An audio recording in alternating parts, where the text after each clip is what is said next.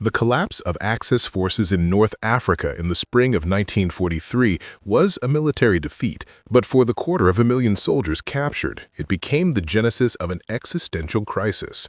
The surrender of General Jürgen von Arnim and his massive force in Tunisia, May 1943, ended the most protracted campaign outside Europe for the Wehrmacht.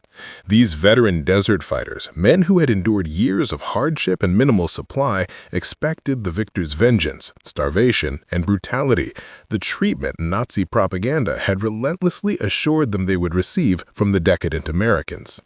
Instead, the moment of capture delivered the first profound shock: American logistical organization. At the makeshift processing centers in Oran, Algeria, the U.S. Army processed thousands of prisoners daily with a bureaucratic and organizational precision that astounded German staff officers. Identity cards were processed, medical examinations were swift, and, most critically, their rights under the Geneva Convention were explained in fluent German, a formal adherence to international law that contradicted the totalitarian state's own moral framework. The immediate, visceral shock, however, was purely material: food. Soldiers accustomed to the starvation rations of the African front, hard biscuits, minimal meat, and ersatz Kaffee, substitute coffee, were instantly confronted with the overwhelming generosity of American supply. They encountered American K-rations, the standard field meal that American soldiers often grumbled about, yet which contained treasures to the Germans: processed cheese, real coffee, sugar tablets, and candy. Military records confirmed the superior fare. At the processing camps, the U.S. Army served pancakes with syrup, fresh eggs, and milk, foods that had vanished from German military rations years earlier. A German officer later testified that they were fed better than our own army had, recognizing that this was the first evidence that American resources were not just adequate, but incomprehensibly vast. The ultimate confrontation occurred further inland. On June 4, 1943, on Railroad Street in Mexia, Texas, Unteroffizier Werner Burkhardt stepped off the train with 1,850 veterans of the Afrika Korps. He had traveled not in a boxcar, but in a comfortable Pullman coach. His immediate observation, recorded in his forbidden diary, captured the profound technological gap that annihilated the myth of German superiority. Looking over the Texas plains, Burkhardt witnessed an endless constellation of electricity, illuminating every farmhouse and street corner at 10 at night. This simple utility, electric light, was the first unanswerable argument. In Germany, strict blackout regulations had been in force since 1940, and the ROC's supposed technical prowess had failed to modernize its infrastructure. Rural electrification had reached barely 20% of German farms pre-war. Yet here, in a country Nazi propaganda had dismissed as collapsed, electricity flowed limitlessly. Burkhardt's conclusion was agonizingly direct: the Americans must be lying to us. No nation could possess such abundance while fighting a war on two fronts. The continuous flow of power was the initial, irrefutable proof that America operated on an entirely different scale of industrial reality. The 2-week transatlantic crossing aboard the Liberty ships offered the German prisoners a protracted, undeniable lesson in the sheer velocity and material volume of the American war effort. These vessels were not military transports built with German precision. They were utilitarian, mass-produced symbols of industrial might. The logistical statistics were immediately humbling. The vessels were being produced in a peak rate of 1 every 42 hours at yards like Kaiser in California, with 2,710 Liberty ships ultimately built. This phenomenal speed, a philosophy of volume over meticulous, slow craftsmanship, was incomprehensible to German engineering minds. The ships were the physical evidence that American industry could create an entire fleet faster than Germany could repair its losses. Yet the true psychological weapon aboard these vessels was not the steel of the hull, but the contents of the galley. Prisoner rations aboard these ships were consistently high, matching or exceeding standard crew provisions, with soldiers receiving approximately 3,500 calories daily, including fresh bread, meat, and vegetables maintained by standard refrigeration systems. Most shocking to the German mind, conditioned by years of scarcity, was the availability of ice cream. Naval records and ship logs confirmed that the dessert was served on multiple occasions, often made fresh using the ship's ice cream maker. The USS General M.B. Stewart's log, for instance, recorded serving ice cream to prisoners on the 4th of July, 1943.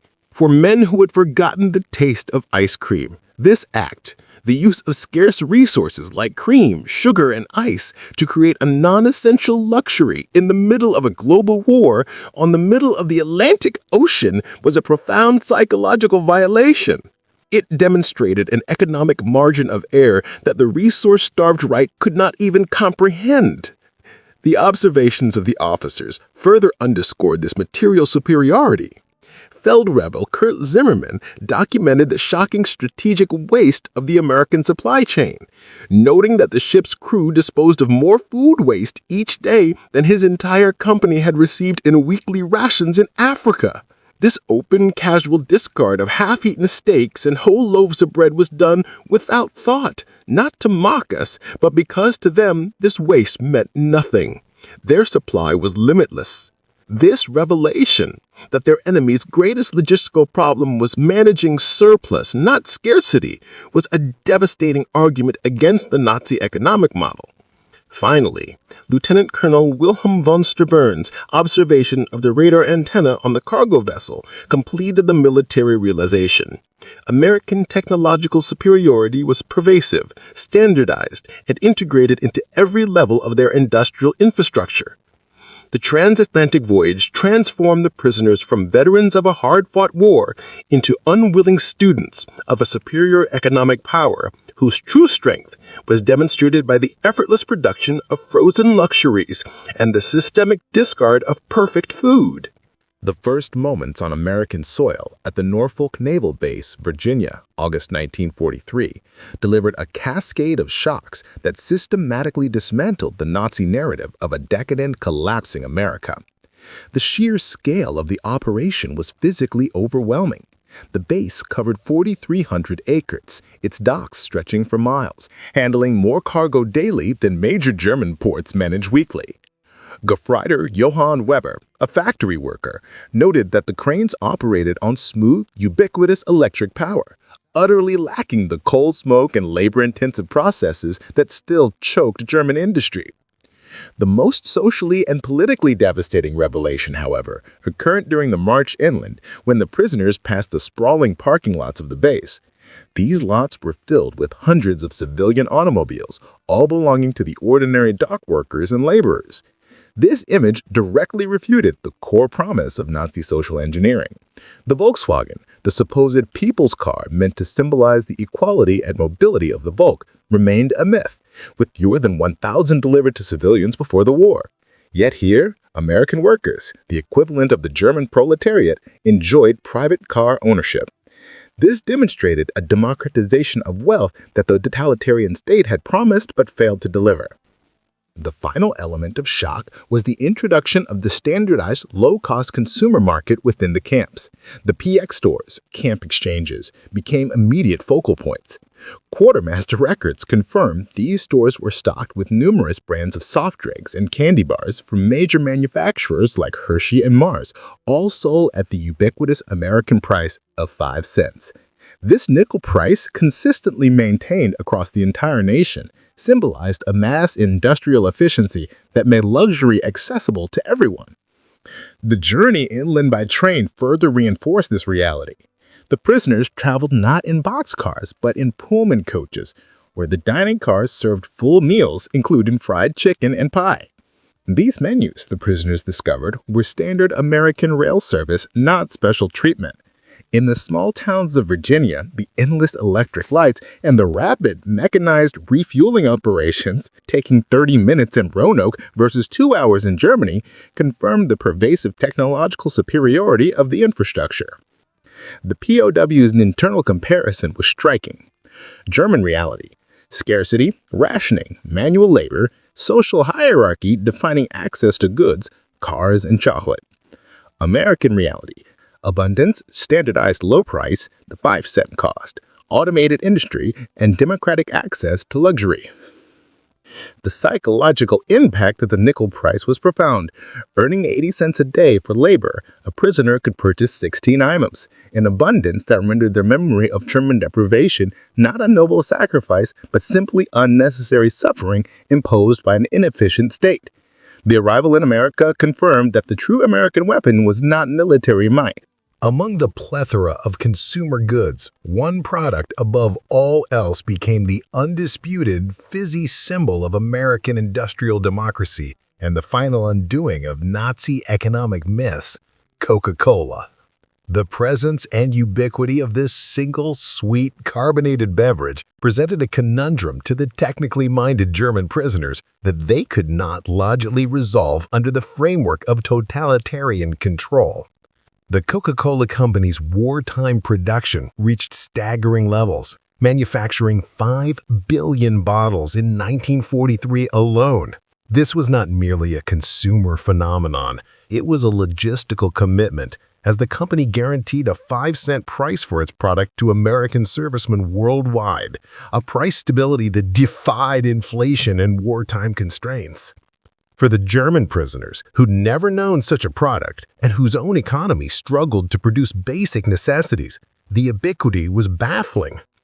Every camp received regular deliveries. Work details witnessed vending machines and coolers everywhere, at gas stations, factories, and schools. They saw Americans of all ages and classes drink it casually, often discarding half-empty bottles without a second thought. The very existence of such a colossal industrial apparatus dedicated to a non-essential, purely pleasurable beverage was the ultimate proof of surplus.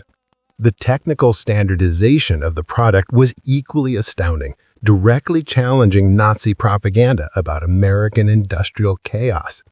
Coca-Cola tasted identical whether consumed in Maine or Texas, a feat of quality control and coordination that surpassed anything German industry achieved, even in its most critical sectors.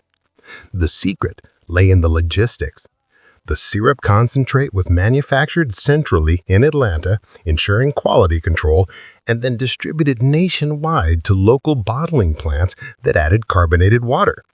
This system represented a decentralized yet perfectly synchronized industrial network, precisely the organizational strength the Nazis had claimed the Mongol-American nation lacked. Camp consumption statistics were startling. Camp Hearn, Texas alone consumed approximately 7,000 bottles weekly during the summer of 1943. This constant, high-volume fluent of unnecessary luxury demonstrated a vast industrial margin. Furthermore, the prisoners quickly noted the variety of the American market. The presence of competitors like Pepsi Cola, Dr. Pepper, and RC Cola, all producing similar products and competing nationwide, demonstrated a market abundance that was impossible under Germany's rigidly controlled, centralized economy. The fact that the output of the American soft drink industry alone exceeded entire sectors of German consumer production proved that their enemy's economic engine was not only powerful, but free. A freedom that translated directly into material plenty. While Coca-Cola was the symbol of industrial democracy, the availability and consumption of sugar and chocolate delivered the most profound, painful moral shock, revealing the grotesque absurdity of German deprivation. The German soldier was conditioned to view rationing as a noble necessity for the war effort. In America, he witnessed scarcity rendered meaningless. The contrast in sugar consumption was agonizingly stark. In Germany, civilians received a highly restricted allowance of 280 grams of sugar monthly, when available. In the American prison camps, sugar sat in open bowls on mess hall tables for unlimited use. Quartermaster records confirm that camps received 100-pound bags of refined sugar weekly, used liberally in mess hall coffee, tea, cereals, and camp bakeries, which produced regular cakes and pies. The shock culminated in acts of routine American waste. A documented incident from Camp Aliceville, Alabama, perfectly illustrated the gulf. In August 1943, several hundred pounds of sugar hardened due to humid weather. Rather than go through the time-consuming process of steaming and recovering it, a process German staff would have meticulously followed, the American kitchen staff simply discarded the sugar and ordered replacement supplies. German prisoners working in the kitchen were reportedly distressed and horrified by this casual destruction of a resource they considered sacred. Chocolate consumption similarly mocked German sacrifice. The military purchased 380 million pounds of chocolate products during the war years, ensuring the PX stocked multiple varieties: Hershey bars, emergency rations, candy bars, sold for 5 to 10 cents. The prisoners discovered Americans had the luxury of preferences among these chocolate brands, casually choosing one over another. Furthermore, the Red Cross packages distributed monthly to the prisoners always included chocolate bars and other luxury items, supplementing rations with goods that exceeded the basic rations of many German civilians. The core ideological realization was this: the wealth was so great that America could afford to be inefficient, even wasteful, with its most desired resources. The deliberate discard of edible supplies, whether fruit in California or hardened sugar in Alabama, was not a crime, it was strategic proof of inexhaustible resources. This level of industrial overflow was so contrary to the Nazi concept of a zero-sum world where resources must be seized and hoarded that it caused psychological breakdown. The prisoners were forced to conclude that their years of sacrifice were not noble, but futile, sustained by an inefficient state that simply could not compare to the wealth generated by a free market. The exposure of the German POWs to American industrial agriculture in 1944 provided the most powerful final argument against the Nazi doctrine of Blut und Boden, blood and soil, and the concept of Lebensraum. The entire rationale for conquering Eastern Europe, securing food supply, was shattered by the reality of American mechanized farming. Driven by wartime labor shortages, approximately 100,000 prisoners were trucked daily from their camps to work sites across the American heartland and the western coast, witnessing the scale of production firsthand. The contrast with traditional German farming was immense. In Nebraska and Colorado, prisoners worked in sugar beet fields, observing a level of agricultural mechanization that defied comprehension. Single farms utilized combine harvesters that could perform the work of 100 men. The prisoners learned that American sugar production from both cane and beets reached approximately 7 million tons annually, easily explaining the casual abundance of the mess halls. The realization was that America had achieved Lebensraum through technology, rendering the pursuit of land through conquest obsolete. The sheer, staggering volume of food produced for non-essential purposes was especially shocking. In Michigan orchards in California's Central Valley, prisoners picked cherries destined for maraschino production, tons of fruit used for a mere decorative garnish on a dessert. At canneries, prisoners observed quality control that bordered on the absurd relative to German scarcity. Del Monte records show that approximately 15% of perfectly edible fruit was rejected for canning due to size irregularities or minor blemishes, typically diverted to animal feed. The prisoners also witnessed the security of the American food system through their observation of early versions of organized school lunch programs. American children received hot lunches, milk, and protein daily. The sight of fresh milk being delivered daily to thousands of schools demonstrated an organizational capacity that Germany could not achieve even for military supplies. Some school cafeterias even offered ice cream for additional purchase. The concept of children buying frozen desserts at school while German children faced starvation created a profound impact on prisoner observers. When minimum security prisoners were allowed to eat at local American diners under guard, they encountered the true reality of the democratic market. These small restaurants offered full menus that would have graced elite German establishments, available to anyone with modest funds. The key realization was the equality of service. A factory worker and a bank president ate identical meals at adjacent counter stools, served by the same waitress for the same price. This social reality contradicted the entire concept of Nazi social stratification. The prisoners learned that American power was rooted not only in its machines, but in the stability and prosperity of its ordinary citizens, fueled by an agricultural system that could feed the world and still waste millions of tons of food. By late 1943, American intelligence officers formally recognized the culmination of the material shocks as ideological collapse syndrome. The prisoners, their core beliefs fractured by irrefutable evidence, began a systematic intellectual conversion.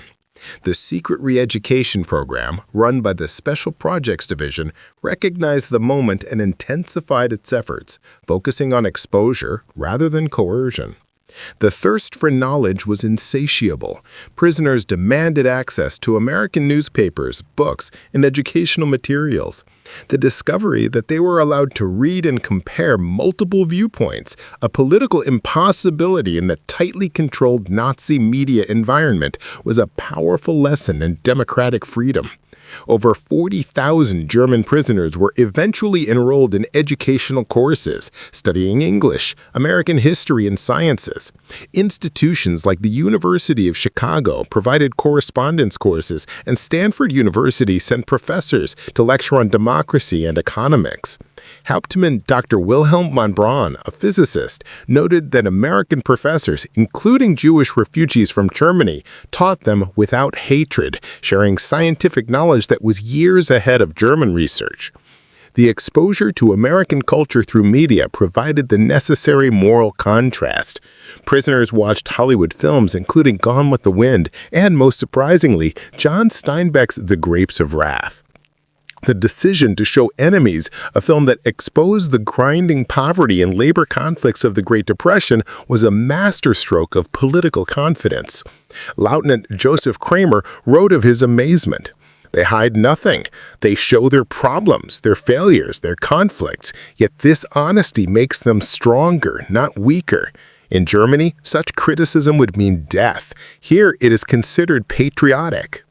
The constant exposure to American industrial labor further accelerated the collapse. Stabsstallfeld Kurt Zimmermann watched at the Higgins Boat Factory in New Orleans as 20,000 workers, including thousands of women, African Americans, and teenagers, assembled 700 landing craft per month. The site directly refuted Nazi racial dogma. Women doing men's work, Negroes operating complex machinery, teenagers running drilling equipment. Everything we were told was impossible in a democracy. Yet the production lines ran continuously, 3 shifts, 24 hours a day, achieving volumes that dwarfed German output. The lesson was clear. Productivity and strength came from diversity and freedom, not from racial or ideological purity. The prisoners were being converted by the visible, functioning reality of democracy at its industrial peak. While the industrial facts convinced the minds of the prisoners, the demonstration of American humanity provided the moral shock necessary to win their hearts and permanently shatter the Nazi framework of vengeance and hierarchy. The moral foundation of Nazi ideology was decisively attacked by the treatment of their former allies. Following Italy's surrender, Italian POWs who cooperated were formed into Italian service units, given increased pay and greater freedom. German prisoners watched their former comrades working alongside Americans and enjoying liberties denied to the Germans. Hauptmann Friedrich Schultz summarized the moral crisis. The Italians betrayed us, yet they are treated better than we treated them as allies. The Americans show them no hatred. This democracy we were taught to despise appears more honorable than our own system. This act of mercy toward a traitor was incomprehensible to the Nazi mind, which demanded ruthless vindictiveness. The ultimate moral assault occurred during Christmas 1943. American organizations, churches, and civic groups initiated a massive, unprecedented effort, sending over 500,000 Christmas packages to enemy prisoners, men who were actively fighting the sons and husbands of the donors. The American Friends Service Committee distributed 50,000 packages alone, containing homemade cookies, candy, and toiletries. In towns like Tonka, Oklahoma, and Hearne, Texas, local church groups brought Christmas cookies and sang carols in German for the prisoners. Oberlieutenant Walter Mueller, whose brother died in the Hamburg bombing, wrote of the Christian charity shown. "They know we are their enemies, yet they show us genuine kindness. What kind of people treat enemies this way? Only those absolutely certain of victory and secure in their power." This overwhelming demonstration of mercy, backed by endless resources, effectively dismantled the final remnants of Nazi racial theory. The Americans were separating the Wehrmacht from the Volk, arguing that they fought Hitler, not the German people. This distinction, initially dismissed as propaganda, was proven genuine by the continuous acts of charity, including American church groups sending food packages to the struggling families of prisoners back in Germany, enemy civilians in a nation America was actively bombing. Furthermore, the medical treatment underscored this dignity. Dr. Friedrich Bauer noted the availability of mental health counseling for traumatized soldiers and those suffering breakdowns, a concept virtually unknown in the Wehrmacht. Prisoners received advanced surgeries and penicillin. The American confidence in their power was so profound that they could afford to treat their enemies with a level of dignity and care that their own government denied them. The period of 1944 to 1945 delivered the final, undeniable truths, leaving the prisoners with no ambiguity about the war's outcome or its moral cost. June 6, 1944, D-Day, provided the strategic climax. The newsreels shown in the camps detailing the operation, 6,000 ships, 11,000 aircraft, 150,000 men in the first wave, and a supply system delivering 15,000 tons daily across open beaches, confirmed every piece of industrial evidence the prisoners had witnessed on the trains. Oberst Friedrich von Sturban wrote of the moment of strategic resignation.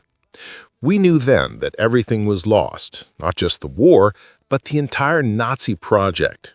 We had challenged the world's greatest industrial power with fairy tales and racial mythology. We set horses against their trucks, rifles against their automatic weapons, courage against their unlimited resources." This final, comprehensive demonstration of American organizational and logistical capacity rendered further military resistance strategically futile. The moral climax occurred in April 1945. As American forces liberated the concentration camps, the U.S. Army showed the footage and photographic evidence to the German POWs. Though many initially claimed the footage was propaganda, the evidence, testimony, photographs, and letters from home confirming the horror was overwhelming. Men who had maintained pride in German honor despite military defeat now faced the complete moral collapse of their nation. Hauptmann Walter Schmidt wrote the most eloquent summary of the internal devastation. "We thought we were warriors for a great cause. We discovered we were tools of criminals. We believed we were bringing civilization to inferior peoples. We found that we were the barbarians. The Americans we called weak and decadent showed us what civilization actually meant." In the final months of captivity, the irony of the food abundance reached its ultimate reversal. Using their camp wages, German POWs purchased American products, chocolate, instant coffee, canned goods, and began sending over 11 million parcels back to their starving families in Germany. The act of an imprisoned German soldier supplying his free family with goods his own state could not provide was the ultimate tangible proof of Nazi failure. The last stages of the re-education program focused on practical preparation for return. American authorities provided vocational training, agricultural education, how to apply American mechanization, and political instruction. Prisoners learned about the imminent Marshall Plan, the American intent to rebuild Germany rather than punish it. Oberst von Sturman concluded, "They prepared us to rebuild our country. They transformed defeated soldiers into future citizens. This generosity from victors was incomprehensible to minds shaped by Nazi vindictiveness." Between 1945 and 1946, the 371,683 German POWs were repatriated, carrying back to a devastated homeland the revolutionary knowledge of democratic prosperity. Their experience formed the psychological and conceptual foundation for West Germany's reconstruction, transforming them into the apostles of abundance and the architects of the Wirtschaftswunder.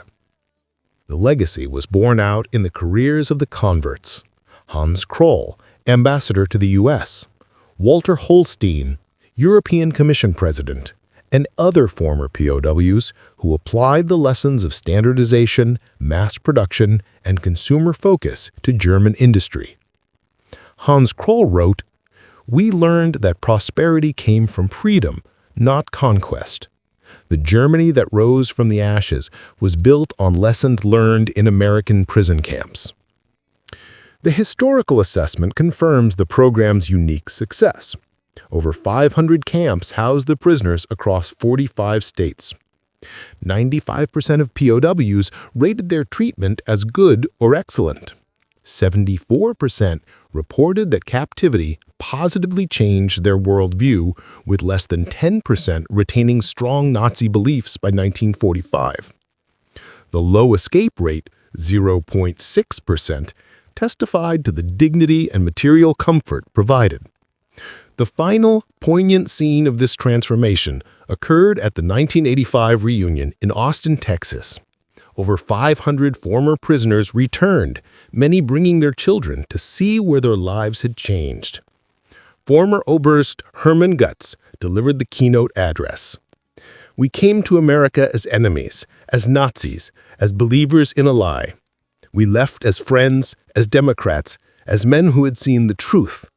America showed us that strength comes not from conquest, but from production, not from hatred, but from diversity, not from tyranny, but from freedom.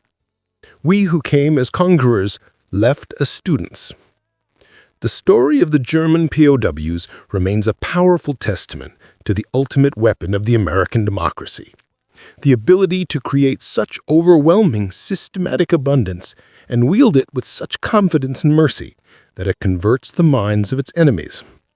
The ice cream sundae, the 5-cent Coca Cola, and the sheer volume of electric light were the simple, irrefutable proofs that defeated Nazi ideology and laid the foundation for the democratic reconstruction of Germany.